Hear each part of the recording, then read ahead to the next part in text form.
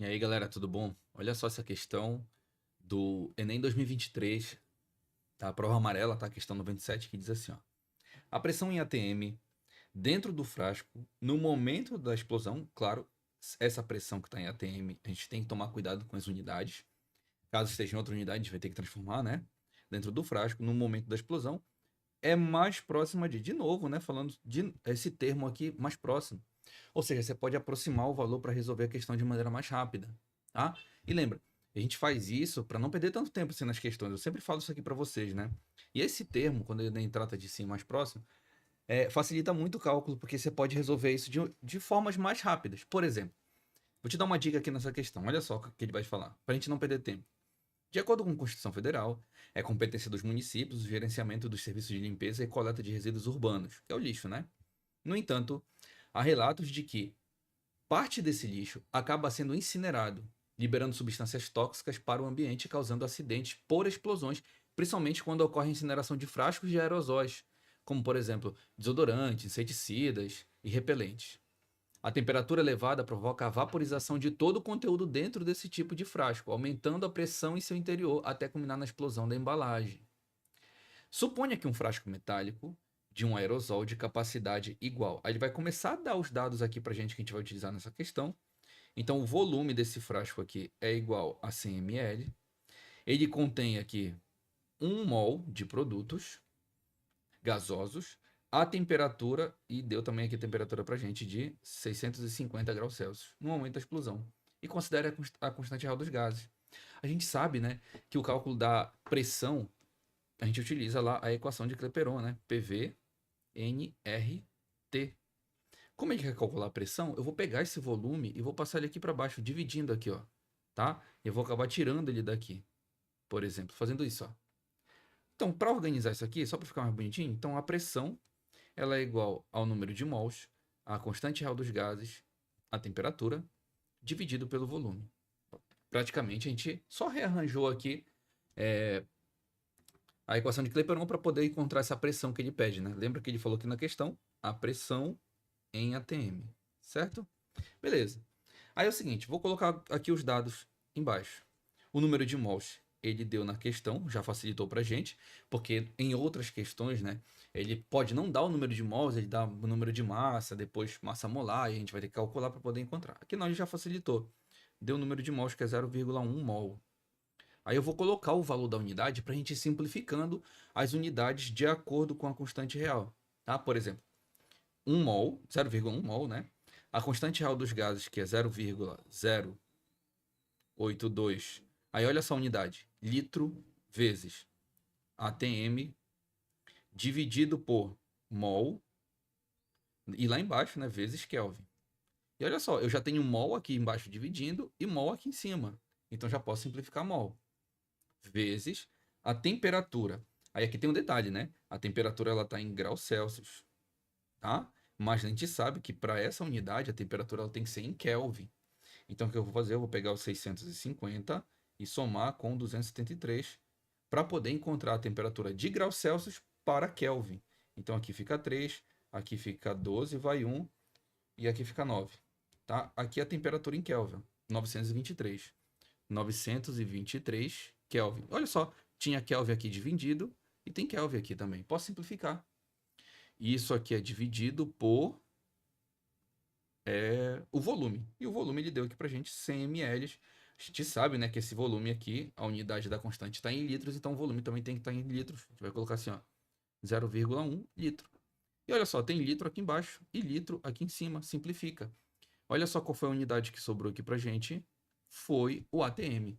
Então a pressão que a gente vai encontrar, ela vai ser em ATM.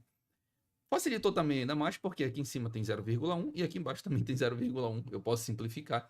Então, praticamente, a pressão ela vai ser só a multiplicação de 0,082 por 923. Tá? E o resultado disso aqui vai dar em ATM. Aí é o seguinte, na hora da prova do Enem, eu sei que bate aquele desespero para resolver a questão rápida, aí você vai e já começa fazendo aqui, né? Caramba, peraí, 0,082 vezes 923, isso aqui, aí você vai fazer essa continha, vai demorar um pouquinho, vai perder um tempinho. Mas olha só, eu vou ensinar vocês um método, que ele falou o seguinte, lembra que ele falou aqui na questão? É mais próximo. E tem uma ideia aqui de cálculo de multiplicação, porque, na verdade, quando a gente tem uma multiplicação, você tem que lembrar que as multiplicações, tá, de valores, elas são meio que parecidas com o que a gente vê lá em regra de 3. A gente pode, por exemplo, transformar isso aqui em uma regra de 3, por incrível que pareça. Professor, mas como?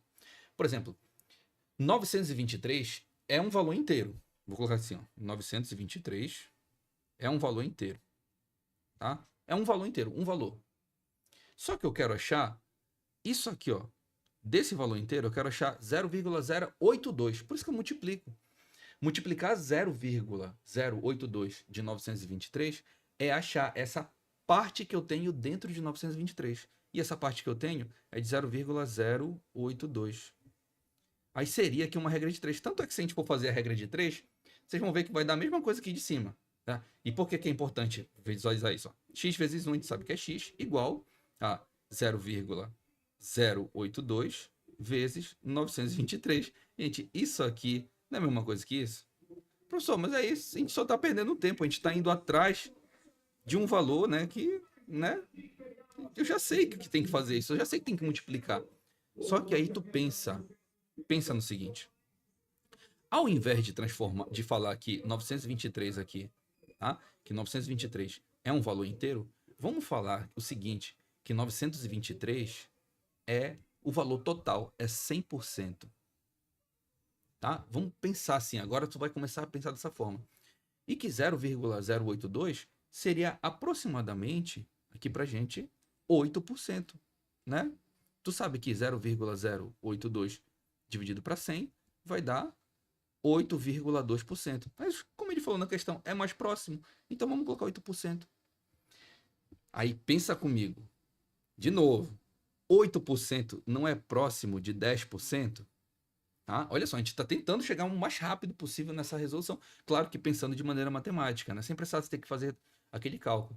Se tu pensar que isso aqui pode ser trabalhado, por exemplo, com uma regra de 3, você sabe que 10% de 923 é 92,3. Só que eu não quero 10%, né? Eu quero um valor um pouco mais baixo que 10%, que é 8,2%, tá?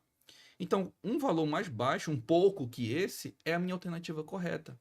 Então, o gabarito mais próximo que eu tenho de 92,3, só que um pouquinho mais abaixo, é a letra C, gabarito correto. Se tu for fazer isso, tá, gente? Se vocês forem fazer isso, se for fazer mesmo essa multiplicação aqui, tá? Pegar 800 aqui, 0,082 e multiplicar por 923, você vai encontrar o mesmo resultado, tá? O mesmo resultado que está aqui na letra C, aproximadamente, né? Vou colocar aqui para a gente melhor assim. Aproximadamente 76 ATM. Ok?